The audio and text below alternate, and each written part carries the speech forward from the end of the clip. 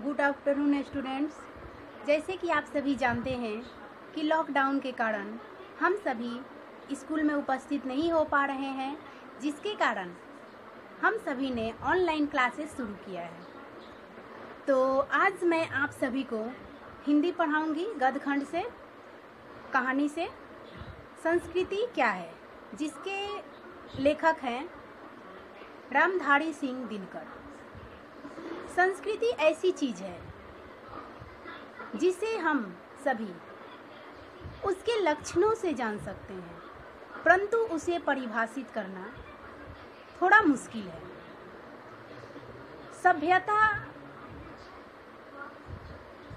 जो है वो हमारे आसपास की वस्तु है, परंतु संस्कृति जो है वो हमारे अंदर व्याप्त है, हमारे अंदर बसी हुई चीज़ है। जैसे हम लोग मोटर बनाते हैं, मोटर कार बनाते हैं, घर बनाते हैं, सड़क बनाते हैं, हवाई जहाज का निर्माण करते हैं, पोशाक पहनते हैं, भोजन करते हैं, परंतु घर बनाने के लिए हमारे अंदर जो रुचि रहती है,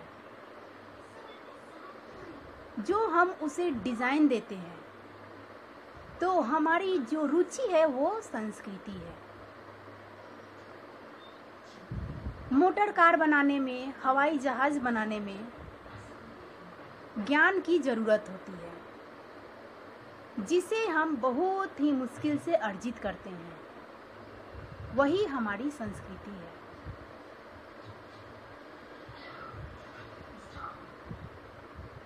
हम पोशाक पहनते हैं, भोजन करते हैं, परंतु पोशाक पहनने और भोजन करने की जो कला है वो संस्कृति है। जिस प्रकार एक फूल जो होता है, फूल अगर सभ्यता है तो उसमें बसी हुई सुगंध जो है वही संस्कृति है। तो सभ्यता हमारे आसपास की वस्तु है और संस्कृति हमारे अंदर व्याप्त वस्तु है, हमारे अंदर बसी हुई वस्तु है। हर सुसभ्य आदमी, जरूरी नहीं है कि हर सभ्य आदमी के अंदर संस्कृति हो। सुसभ्य आदमी भी, अच्छे पोशाक पहनने वाले आदमी भी गरीब हो सकते हैं, लेकिन गरीब इंसान के भी अंदर संस्कृति होती है। जरूरी नहीं कि हर अच्छे खाने वाले, अच्छे महल में रहने वाले, अच्छे मोटर कार में चढ़ने वाले लोगों के अंदर ही संस्कृति बसी हुई रहती है। ऐसा समझना गलत बात है, क्योंकि पहले के ऋषि मुनि जंगलों में निवास करते थे, झोपड़ियों में रहते थे,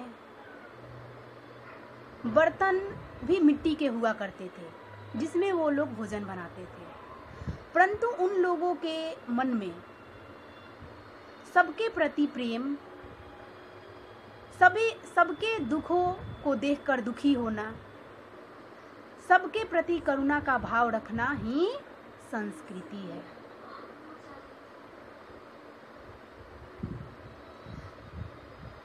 दूसरों को सुख देने के लिए अपने आप को मुसीबत में डालना, दूसरे के दुखों को देखकर दुखी होना, ये संस्कृति की कला जो है वो हर मनुष्य में नहीं होती, क्योंकि आज के हिसाब से संस्कृति खोती जा रही है। मनुष्य स्वार्थी होते जा रहा है, वह सिर्फ अपने सुख में सुखी रहना और अपने दुख में दुखी रहना ही पसंद करने लगा है। तो मनुष्य को इन सभी से ऊपर उठाना बहुत ही जरूरी है।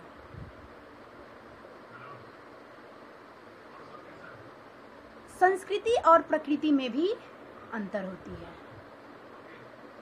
प्रकृति क्या है और वो हमारे अंदर किस किस रूपों में बसी हुई है। मनुष्य क्रोध करता है, ईर्ष्या करता है, हर चीज को पाने की इच्छा रखता है, लोभ करता है, उसके मन में माया रहती है। ये पंच तत्व जो है वह मनुष्य को अपने में जकड़ के रखा है, जिसके कारण मनुष्य दूसरों से ईर्ष्या करना, लोभ करना, इससे ऊपर नहीं उठ पाता है। परंतु हम सभी मनुष्यों को इसका गुलाम नहीं बल्कि इसे अपना गुलाम बनाना होगा। इस पे नियंत्रण कर इसे अपने बस में करना होगा, क्योंकि ये गुण जो होते हैं वो प्रकृति गुण है और ये गुण हर मनुष्य के अंदर ही होता है।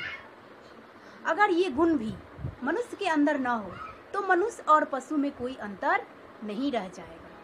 परंतु इस गुणों पे नियंत्रण करना भी मनुष्य का कर्तव्य बनता है। जब मनुष्य इन 5 तत्वों पे क्रोध, मोह, मद, माया, लोभ, इन 5 तत्वों पे जब नियंत्रण करना सीख लेगा तभी उसके अंदर संस्कृति जो है वो सही रूप से व्याप्त हो जाएगी। जिस प्रकार हमारे शरीर में खून संचालित होते हैं उसी प्रकार संस्कृति को भी संचालित करने के लिए हमें इन 5 तत्वों पे नियंत्रण करना होगा। तो आज के लिए इतना ही। Okay, bye. घर में रहिए, सुरक्षित रहिए।